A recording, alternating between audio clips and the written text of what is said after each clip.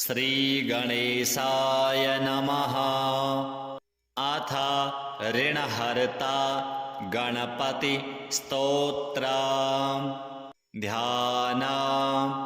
ॐ सिन्दूरवर्णं द्विभुजं गणेशं लम्बोदरं पद्मदले निविष्टं ब्रह्मादिदेवैः परिसेव्यमानं सिद्धैर्युतं तं प्रणमामि देवं। स्तोत्रम्। सृष्ट्यादौ ब्रह्मणा सम्यक् पूजितः फलसिद्धये सदैव पार्वतीपुत्रः ऋणनाशं करोतु मे। त्रिपुरस्य वधात् पूर्वं शम्भुना सम्यगर्चितः सदैव पार्वतीपुत्रः ऋणनाशं करोतु मे। हिरण्यकश्यपादीनां वधार्थे विष्णुनार्चितः सदैव पार्वतीपुत्रः ऋणनाशं करोतु मे। महिषस्य वधे देव्या गणनाथः प्रपूजितः सदैव पार्वतीपुत्रः ऋणनाशं करोतु मे। तारकस्य वधात् पूर्वं कुमारेण प्रपूजितः सदैव पार्वतीपुत्रः ऋणनाशं करोतु मे। भास्करेण गणेशो हि पूजितश्छविसिद्धये सदैव पार्वतीपुत्रः ऋणनाशं करोतु मे। शशिना कान्तिवृद्ध्यर्थं पूजितो गणनायकः सदैव पार्वतीपुत्रः ऋणनाशं करोतु मे। पालनाय च तपसां विश्वामित्रेण पूजितः सदैव पार्वतीपुत्रः ऋणनाशं करोतु मे। इदं ऋणहरस्तोत्रं तीव्रदारिद्र्यनाशनम् एकवारं पठेन्नित्यं वर्षमेकं समाहितः दारिद्र्यं दारुणं त्यक्त्वा कुबेरसमतां व्रजेत्। सृष्ट्यादौ ब्रह्मणा सम्यक् पूजितः फलसिद्धये सदैव पार्वतीपुत्रः ऋणनाशं करोतु मे। त्रिपुरस्य वधात् पूर्वं शम्भुना सम्यगर्चितः सदैव पार्वतीपुत्रः ऋणनाशं करोतु मे। हिरण्यकश्यपादीनां वधार्थे विष्णुनार्चितः सदैव पार्वतीपुत्रः ऋणनाशं करोतु मे। महिषस्य वधे देव्या गणनाथः प्रपूजितः सदैव पार्वतीपुत्रः ऋणनाशं करोतु मे। तारकस्य वधात् पूर्वं कुमारेण प्रपूजितः सदैव पार्वतीपुत्रः ऋणनाशं करोतु मे। भास्करेण गणेशो हि पूजितश्छविसिद्धये सदैव पार्वतीपुत्रः ऋणनाशं करोतु मे। शशिना कान्तिवृद्ध्यर्थं पूजितो गणनायकः सदैव पार्वतीपुत्रः ऋणनाशं करोतु मे। पालनाय च तपसां विश्वामित्रेण पूजितः सदैव पार्वतीपुत्रः ऋणनाशं करोतु मे। इदं ऋणहरस्तोत्रं तीव्रदारिद्र्यनाशनम् एकवारं पठेन्नित्यं वर्षमेकं समाहितः दारिद्र्यं दारुणं त्यक्त्वा कुबेरसमतां व्रजेत्। सृष्ट्यादौ ब्रह्मणा सम्यक् पूजितः फलसिद्धये सदैव पार्वतीपुत्रः ऋणनाशं करोतु मे।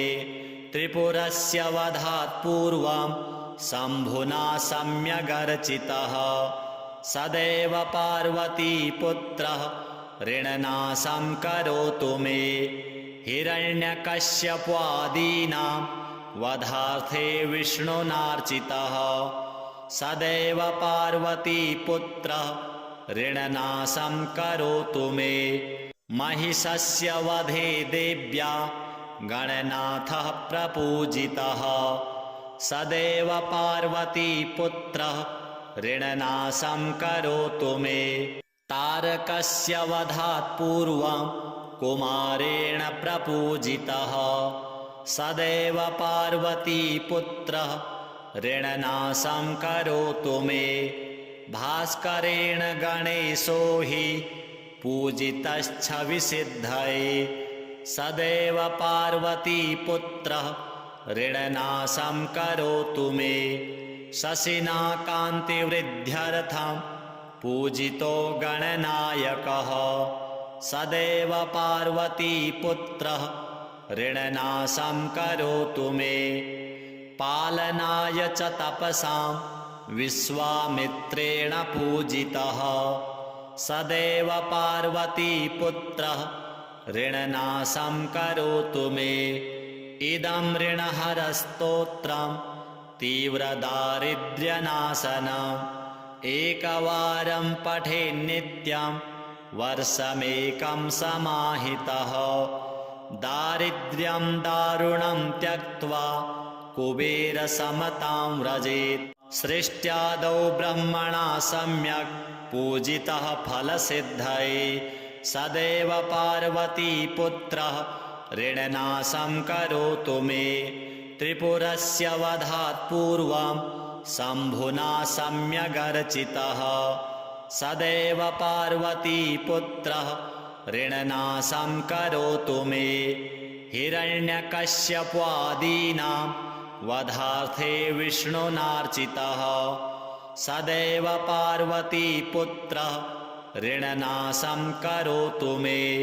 महिषस्य वधे देव्या गणनाथः प्रपूजितः सदैव पार्वतीपुत्रः ऋणनाशं करोतु मे। तारकस्य वधात् पूर्वं कुमारेण प्रपूजितः सदैव पार्वतीपुत्रः ऋणनाशं करोतु मे। भास्करेण गणेशो हि पूजितश्छविसिद्धये सदैव पार्वतीपुत्रः ऋणनाशं करोतु मे। शशिना कान्तिवृद्ध्यर्थं पूजितो गणनायकः सदैव पार्वतीपुत्रः ऋणनाशं करोतु मे। पालनाय च तपसां विश्वामित्रेण पूजितः सदैव पार्वतीपुत्रः ऋणनाशं करोतु मे। इदं ऋणहरस्तोत्रं तीव्रदारिद्र्यनाशनम् एकवारं पठेन्नित्यं वर्षमेकं समाहितः।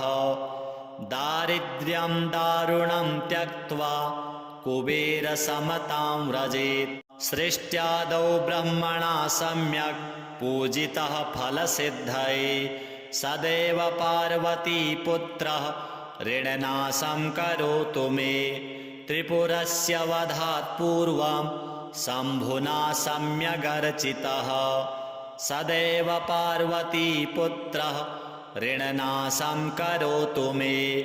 हिरण्यकश्यपादीनां वधार्थे विष्णुनार्चितः सदैव पार्वतीपुत्रः ऋणनाशं करोतु मे।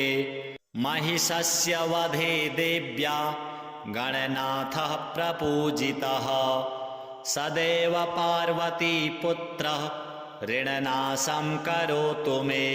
तारकस्य वधात् पूर्वं कुमारेण प्रपूजितः सदैव पार्वतीपुत्रः ऋणनाशं करोतु मे।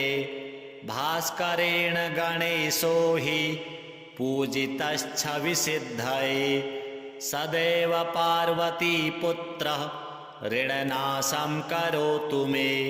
शशिना कान्तिवृद्ध्यर्थं पूजितो गणनायकः सदैव पार्वतीपुत्रः ऋणनाशं करोतु मे पालनाय च तपसां विश्वामित्रेण पूजितः सदैव पार्वतीपुत्रः ऋणनाशं करोतु मे इदं ऋणहरस्तोत्रं तीव्रदारिद्र्यनाशनम् एकवारं पठेन्नित्यं वर्षमेकं समाहितः दारिद्र्यं दारुणं त्यक्त्वा कुबेरसमतां व्रजेत् सृष्ट्यादौ ब्रह्मणा सम्यक् पूजितः फलसिद्धये सदैव पार्वतीपुत्रः ऋणनाशं करोतु मे त्रिपुरस्य वधात् पूर्वं शम्भुना सम्यगर्चितः सदैव पार्वतीपुत्रः ऋणनाशं करोतु मे हिरण्यकश्यपादीनां वधार्थे विष्णुनार्चितः सदैव पार्वतीपुत्रः ऋणनाशं करोतु मे महिषस्य वधे देव्या गणनाथः प्रपूजितः सदैव पार्वतीपुत्रः ऋणनाशं करोतु मे तारकस्य वधात् पूर्वं कुमारेण प्रपूजितः सदैव पार्वतीपुत्रः ऋणनाशं करोतु मे भास्करेण गणेशो हि पूजितश्छविसिद्धये सदैव पार्वतीपुत्रः ऋणनाशं करोतु मे शशिना कान्तिवृद्ध्यर्थं पूजितो गणनायकः सदैव पार्वतीपुत्रः ऋणनाशं करोतु मे पालनाय च तपसां विश्वामित्रेण पूजितः सदैव पार्वतीपुत्रः ऋणनाशं करोतु मे इदं ऋणहरस्तोत्रं तीव्रदारिद्र्यनाशनम् एकवारं पठेन्नित्यं वर्षमेकं समाहितः दारिद्र्यं दारुणं त्यक्त्वा कुबेरसमतां व्रजेत् सृष्ट्यादौ ब्रह्मणा सम्यक् पूजितः फलसिद्धये सदैव पार्वतीपुत्रः ऋणनाशं करोतु मे त्रिपुरस्य वधात् पूर्वं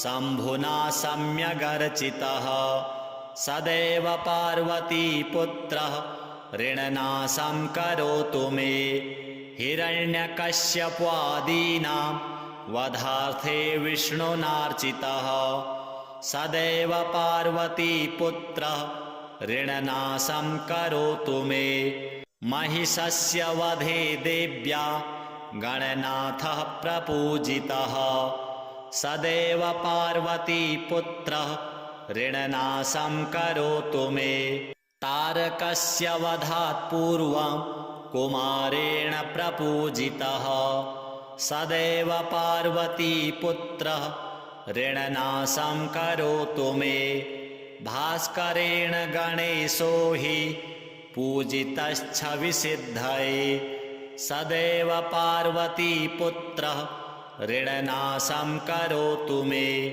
शशिना कान्तिवृद्ध्यर्थं पूजितो गणनायकः सदैव पार्वतीपुत्रः ऋणनाशं करोतु मे पालनाय च तपसां विश्वामित्रेण पूजितः सदैव पार्वतीपुत्रः ऋणनाशं करोतु मे इदं ऋणहरस्तोत्रं तीव्रदारिद्र्यनाशनम् एकवारं पठेन्नित्यं वर्षमेकं समाहितः दारिद्र्यं दारुणं त्यक्त्वा कुबेरसमतां व्रजेत् सृष्ट्यादौ ब्रह्मणा सम्यक् पूजितः फलसिद्धये सदैव पार्वतीपुत्रः ऋणनाशं करोतु मे त्रिपुरस्य वधात् पूर्वं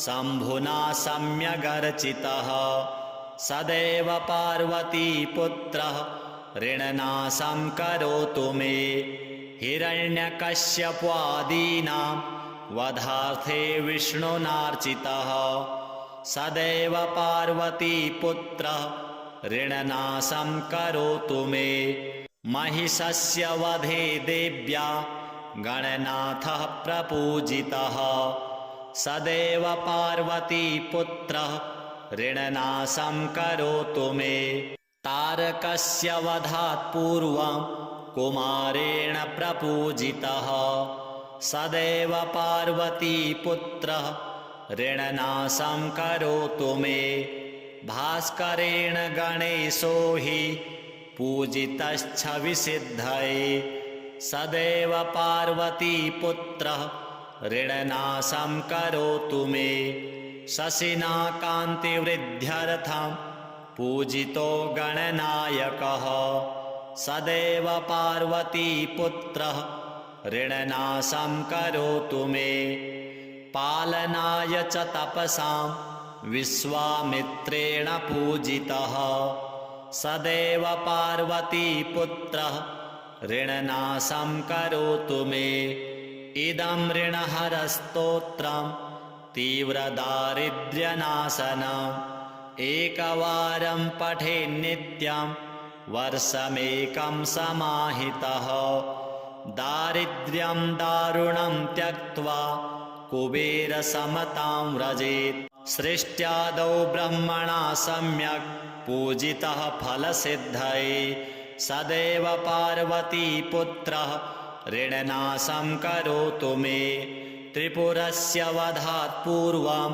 शम्भुना सम्यगर्चितः सदैव पार्वतीपुत्रः ऋणनाशं करोतु मे हिरण्यकश्यपादीनां वधार्थे विष्णुनार्चितः सदैव पार्वतीपुत्रः ऋणनाशं करोतु मे महिषस्य वधे देव्या गणनाथः प्रपूजितः सदैव पार्वतीपुत्रः ऋणनाशं करोतु मे तारकस्य वधात् पूर्वं कुमारेण प्रपूजितः सदैव पार्वतीपुत्रः ऋणनाशं करोतु मे भास्करेण गणेशो हि पूजितश्छविसिद्धये सदैव पार्वतीपुत्रः ऋणनाशं करोतु मे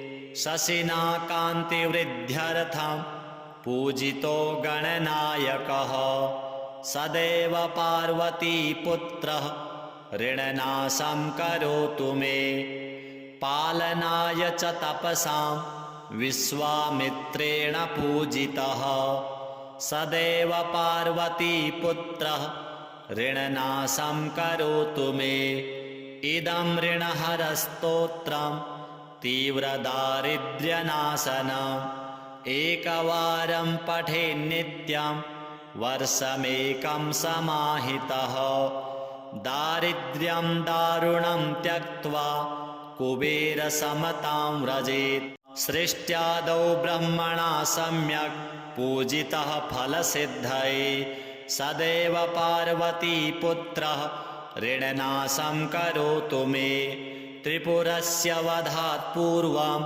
शम्भुना सम्यगर्चितः सदैव पार्वतीपुत्रः ऋणनाशं करोतु मे हिरण्यकश्यपादीनां वधार्थे विष्णुनार्चितः सदैव पार्वतीपुत्रः ऋणनाशं करोतु मे महिषस्य वधे देव्या गणनाथः प्रपूजितः सदैव पार्वतीपुत्रः ऋणनाशं करोतु मे तारकस्य वधात् पूर्वं कुमारेण प्रपूजितः सदैव पार्वतीपुत्रः ऋणनाशं करोतु मे भास्करेण गणेशो हि पूजितश्छविसिद्धये सदैव पार्वतीपुत्रः ऋणनाशं करोतु मे।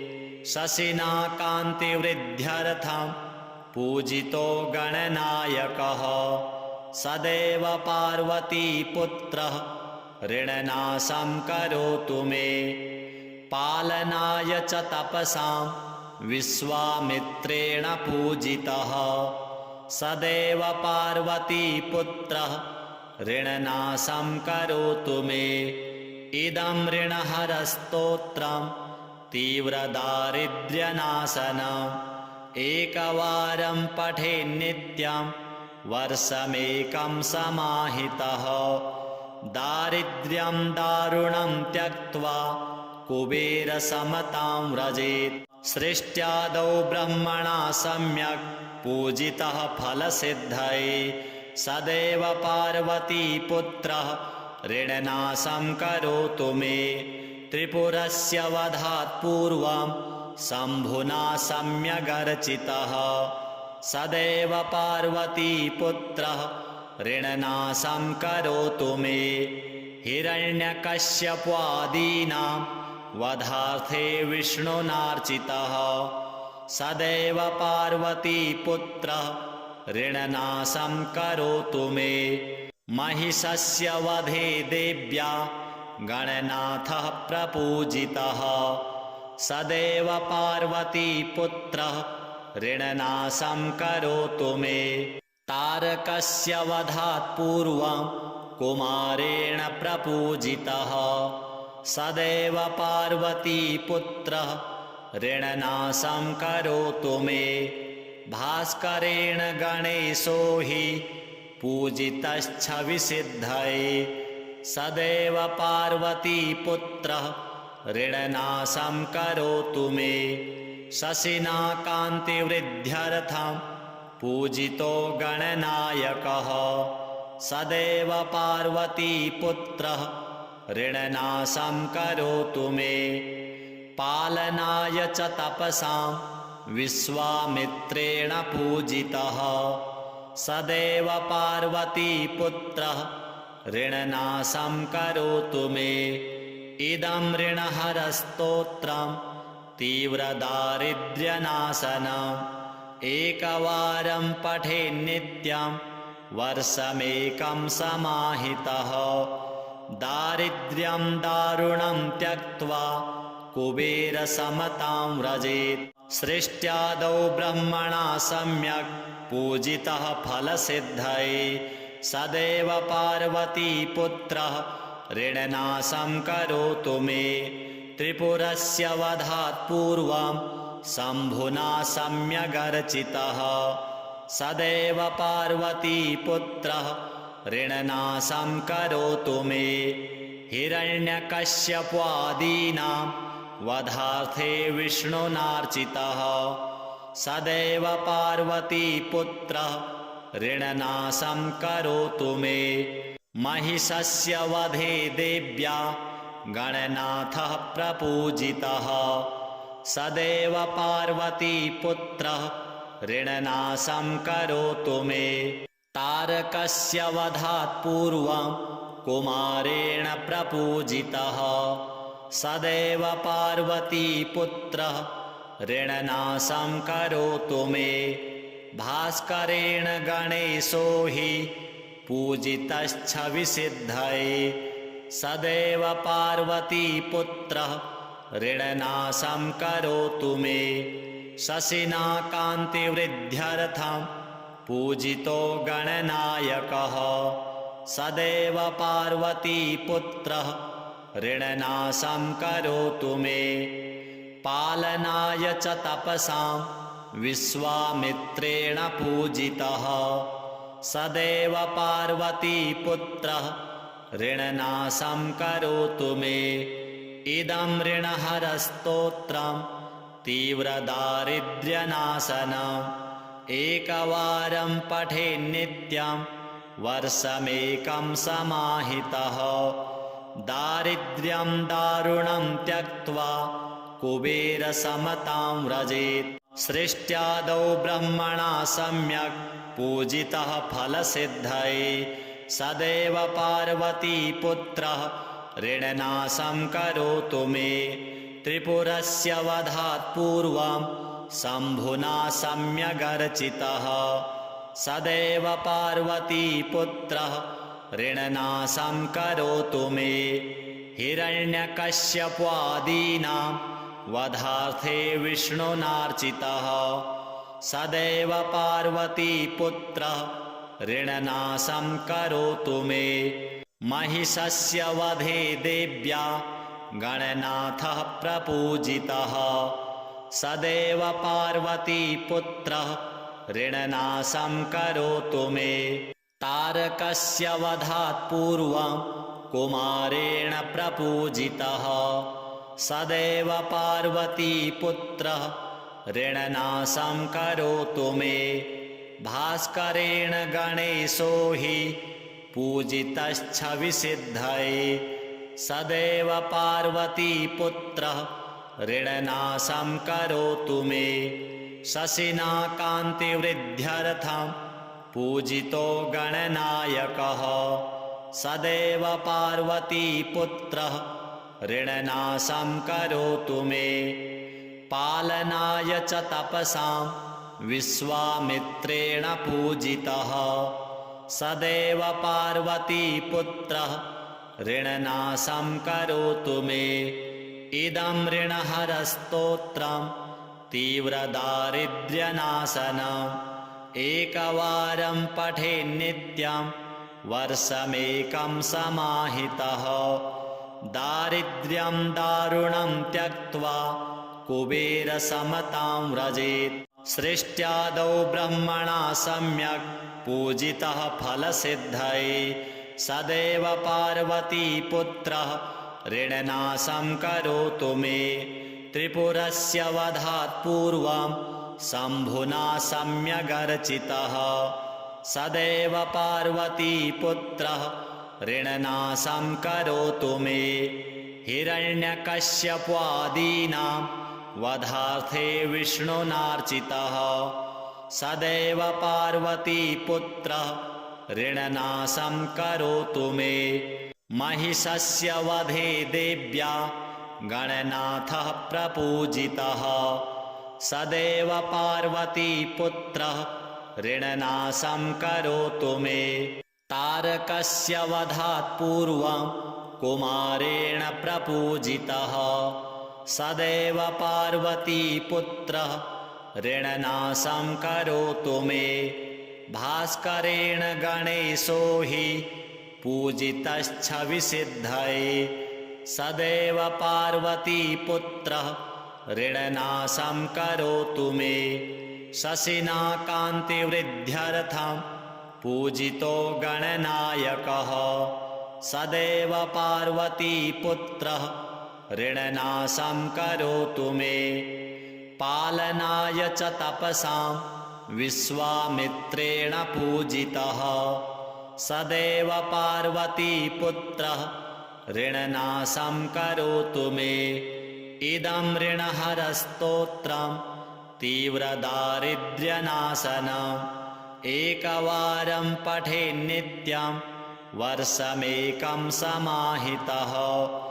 दारिद्र्यं दारुणं त्यक्त्वा कुबेरसमतां व्रजेत्। सृष्ट्यादौ ब्रह्मणा सम्यक् पूजितः फलसिद्धये सदैव पार्वतीपुत्रः ऋणनाशं करोतु मे।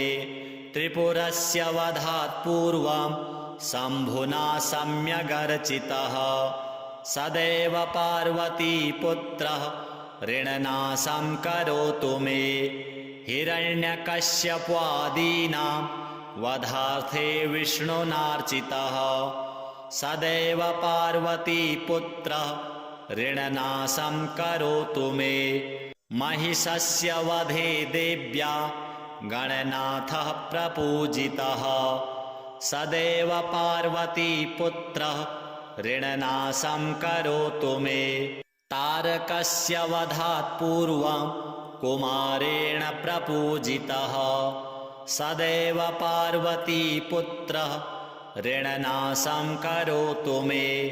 भास्करेण गणेशो हि पूजितश्च विसिद्धये सदैव पार्वतीपुत्रः ऋणनाशं करोतु मे शशिना कान्तिवृद्ध्यर्थं पूजितो गणनायकः सदैव पार्वतीपुत्रः ऋणनाशं करोतु मे पालनाय च तपसां विश्वामित्रेण पूजितः सदैव पार्वतीपुत्रः ऋणनाशं करोतु मे इदं ऋणहरस्तोत्रं तीव्रदारिद्र्यनाशनम् एकवारं पठेन्नित्यं वर्षमेकं समाहितः दारिद्र्यं दारुणं त्यक्त्वा कुबेरसमतां व्रजेत् सृष्ट्यादौ ब्रह्मणा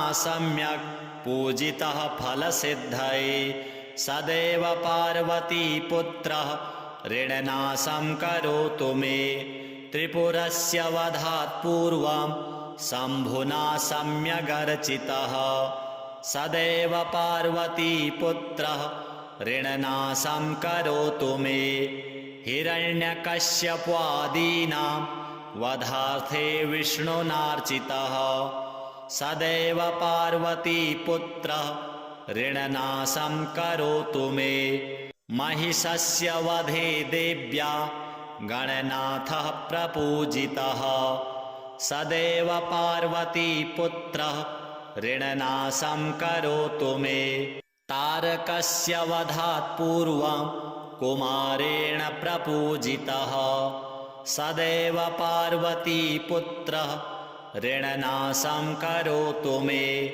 भास्करेण गणेशो हि पूजितश्च विसिद्धये सदैव पार्वतीपुत्रः ऋणनाशं करोतु मे शशिना कान्तिवृद्ध्यर्थं पूजितो गणनायकः सदैव पार्वतीपुत्रः ऋणनाशं करोतु मे पालनाय च तपसां विश्वामित्रेण पूजितः सदैव पार्वतीपुत्रः ऋणनाशं करोतु मे इदं ऋणहरस्तोत्रं तीव्रदारिद्र्यनाशनम् एकवारं पठेन्नित्यं वर्षमेकं समाहितः दारिद्र्यं दारुणं त्यक्त्वा कुबेरसमतां व्रजेत्